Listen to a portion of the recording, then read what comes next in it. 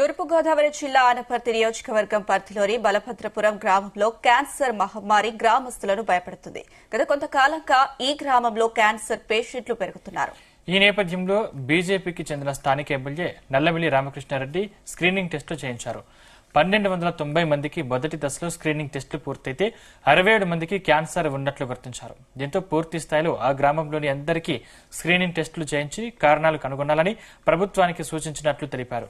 బలభద్రపురం గ్రామానికి వణికిస్తున్న క్యాన్సర్ పై ఎమ్మెల్యే రామకృష్ణారెడ్డితో మా ప్రతినిధి Samba Sivarao face to face. Anaparthi నియోజకవర్గానికి సంబంధించి బలభద్రపురం ప్రతి ఒక్కరూ భయపడే పరిస్థితి ఏర్పడింది. ఎందుకంటే ఇక్కడ క్యాన్సర్ పేషెంట్లు ఎక్కువగా ఉన్నారు. అది కూడా రామకృష్ణారెడ్డి గారు ఎమ్మెల్యే అయిన తర్వాత క్షేత్రస్థాయిలో పర్యటించి అక్కడ పరిస్థితులు తెలుసుకుని రంగరాయ మెడికల్ కాలేజీతో పాటు రాజమండ్రి జిల్లా జిఎస్పీలు కూడా వచ్చారు, సర్వే చేశారు. ఏదైతే రంగరాయ మెడికల్ కాలేజ్ దాదాపుగా 1290 మందికి స్క్రీనింగ్ టెస్ట్ చేస్తే 67 మంది క్యాన్సర్ బాధితులు కనబడ్డారు. దాని మీద ఆయన అటు కేంద్రంతో మాట్లాడారు, సీఎం గారితో మాట్లాడారు. వాస్తవ పరిస్థితుల్లో సార్ ఇక్కడ జరిగిన వాస్తవం ఏంటంటే, ఆ గ్రామంలో మేము గత 2 సంవత్సరాలుగా పర్యటనకు వెళ్ళినప్పుడు ఆ గ్రామంలో అనేక మంది క్యాన్సర్ బారిన పడి చనిపోతా ఉన్నట్టు మా దృష్టి వస్తూ ఉంది. దాదాపుగా ఇటీవల కాలంలో ఒక 8-9 మాసాల కాలంలోనే నేను చనిపోయిన వాళ్ళ ఇంటికి పరామర్శకు వెళ్ళినప్పుడు దాదాపుగా క్యాన్సర్ బారిన పడి చనిపోయిన వాళ్ళు 12-15 మంది వరకు పరామర్శలకు వెళ్ళడం జరిగింది. అటువంటి నేపథ్యంలో గ్రామస్తుల నుంచి వస్తున్న విజ్ఞప్తి కానీ గ్రామస్తుల నుంచి వస్తున్న విన్నపాలని దృష్టిలో పెట్టుకొని నేను ఈ విషయాన్ని శాసనసభలో ప్రస్తావించడం, వెంటనే ప్రభుత్వం స్పందించడం, వైద్య ఆరోగ్య శాఖ అధికారులను అప్రమత్తం చేయడం, జిల్లా యంత్రాంగాన్ని అప్రమత్తం చేయడం, పంపించడం జరిగింది. ఆ నేపథ్యంలో వైద్య ఆరోగ్య శాఖ జిల్లా అధికారులు ఏదైతే ఒక తప్పుడు నివేదిక కమిషనర్ గారికి ఇచ్చారో ఆ తప్పుని ధృవీకరించుకోవడం కోసం, ఆ తప్పుని కప్పిపుచ్చుకోవడం కోసం ఇక్కడ ఎటువంటి కేసులు లేవు, 37 కేసులు మాత్రమే ఉన్నాయని ఒక తప్పుడు నివేదికలు సమర్పించడం జరిగింది. ఆ సమయంలో ఆ తప్పుడు నివేదికలకి రాష్ట్ర వైద్య ఆరోగ్య శాఖ కూడా దాన్ని ధృవీకరించడం, ఈలోపు రంగరాయ మెడికల్ కాలేజ్ నుంచి కూడా సమాంతరంగా అక్కడ స్క్రీనింగ్ టెస్టులు చేయడం జరిగింది. చేస్తే 1295 మందికి స్క్రీనింగ్ టెస్టులు చేయింది. 339 కుటుంబాలకు సంబంధించి 1295 మందికి వాళ్ళు స్క్రీనింగ్ టెస్టులు చేశారు. దానిలో 67 కేసులు పాజిటివ్గా గుర్తించారు. అంటే ఇది నేషనల్ యావరేజ్కి అతి ఎక్కువ. అది నేను గుర్తించటం, నేను ఇటీవల కాలంలో ప్రధానమంత్రి గారి ప్రోగ్రాం జరిగినప్పుడు ఏదైతే వైద్య ఆరోగ్య శాఖ కమిషనర్ గారు వీరపాండ్యన్ గారు ఉన్నారు, వారు మొన్న నోడల్ అధికారిగా వ్యవహరించడం జరిగింది.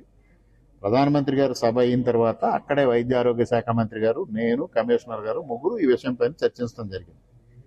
నేను ఈ విషయాన్ని వారిద్దరి వద్ద ప్రస్తావించి, మీకు వైద్య ఆరోగ్య శాఖ అధికారులు ఇచ్చిన నివేదిక తప్పుడు నివేదిక, రంగరాయ మెడికల్ కాలేజ్ నుంచి వచ్చిన నివేదిక ఈ విధంగా వచ్చింది. ఆ గ్రామం 10,000 జనాభా, ఇప్పటికి 1295 మందికి రంగరాయ మెడికల్ కాలేజ్ వాళ్ళు స్క్రీనింగ్ టెస్టులు చేశారు. మిగిలిన 8,700 మందికి టెస్టులు చేస్తే ఈ రేషియోలో ఎంతమందికి రావచ్చు? ఒకవేళ ఈ రేషియోలో రాకపోయినా కనీస స్థాయిలో అక్కడ గుర్తించే పరిస్థితి ఉంది. ఆ పరిస్థితిలో ప్రజల ఆరోగ్యం అనేది మనకి చాలా ముఖ్యం. దాన్ని పరిరక్షించాల్సిన బాధ్యత మనకుంది. ప్రజల పరిరక్షణే మన బాధ్యతగా మనం ముందుకు వెళ్ళాలని కోరినప్పుడు కమిషనర్ గారు కానీ హెల్త్ మినిస్టర్ గారు కానీ స్పందించారు. కమిషనర్ గారు, నేను తక్షణమే ఈ సమావేశం అంతా కార్యక్రమం అయిన తర్వాత మీతో మాట్లాడిన తర్వాత దీనిపైన ఒక నివేదిక తయారు చేసినట్టుగా వైద్య ఆరోగ్య శాఖను ఆదేశిస్తాను. ఒకవేళ అవసరమైతే థర్డ్ పార్టీని కూడా అరేంజ్ చేయించి ప్రజల ఆరోగ్యాన్ని పరిరక్షించడం కోసం మీ సూచనల మేరకు అన్ని విధాలుగా చర్యలు తీసుకుంటామని వారికి హామీ ఇవ్వడం జరిగింది వైద్య ఆరోగ్య శాఖ మంత్రి గారి సమక్షంలో. అందువల్ల తప్పనిసరిగా ఈ విషయంలో రాజీ పడే ప్రసక్తే లేదు. ఒక పక్క పొల్యూషన్ కంట్రోల్ బోర్డు, నీరీ కూడా ముందుకెళ్తా ఉంది.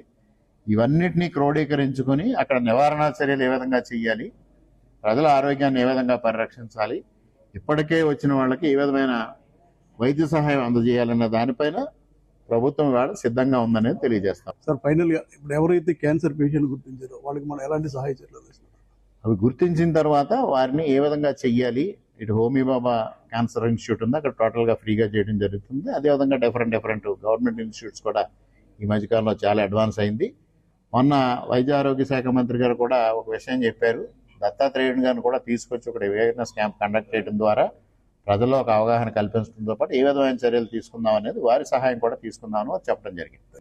ఏదైతే బలభద్రపురం సంబంధించి క్యాన్సర్ పేషెంట్లు ఉన్నారో వాళ్ళని ఆదుకోవడంతో పాటు ఎలాంటి క్యాన్సర్ రాకుండా పూర్తి స్థాయిలో ఇటు కాలుష్య నియంత్రణ మండలి అదేవిధంగా వైద్య ఆరోగ్య శాఖ సహకారంతో చర్యలు తీసుకుంటాం. ప్రజల ఆరోగ్యం సంక్షేమం మాత్రమే మాకు ముఖ్యం. అధికారంతో సంబంధం లేదు. గతంలో పోరాటం చేసాం. ప్రజల ఆరోగ్యం కోసం ఇప్పుడు కూడా ప్రభుత్వంతో మాట్లాడి అధికారులతో మాట్లాడి ఒప్పిస్తానని ఎమ్మెల్యే రామకృష్ణారెడ్డి గారు చెప్పడం జరిగింది. సాంబశివరావు, జీ న్యూస్, కాకినాడ. ఇంతకుముందు మీ ఫ్యామిలీలోనే క్యాన్సర్ గురించి మందులు వాడుతున్నారు, లేకపోతే క్యాన్సర్